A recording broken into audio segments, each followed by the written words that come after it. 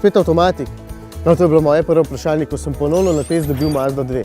K sreči ne, ker tale ročni je vrhunski, vam povem.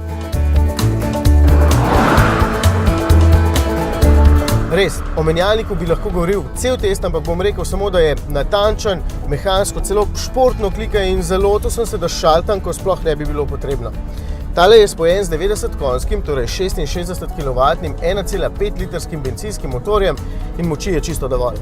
Dovolj je prožen tudi brez turbine, zato hitro potegne z mesta, 9,4 sekunde rabi do 100.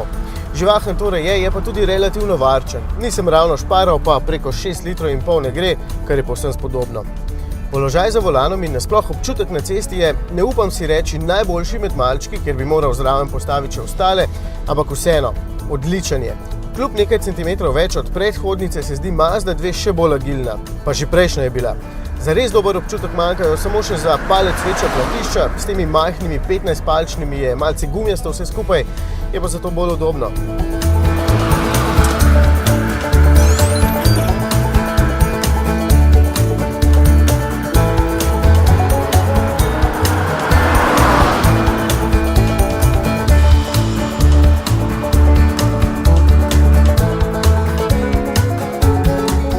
Tale paket motorja, menjalnika in opreme je dejansko optimalen. Attraction z nekaj dodatki, kot je zaslon na dotik in tempomat.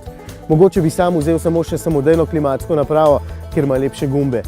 No in čeprav mogoče 14 000 € ni tako zelo malo, boste dobili odličen avtomobil in še lep po vrhu. Imam spet nekaj novih prijateljc, mi že tam ne čakajo.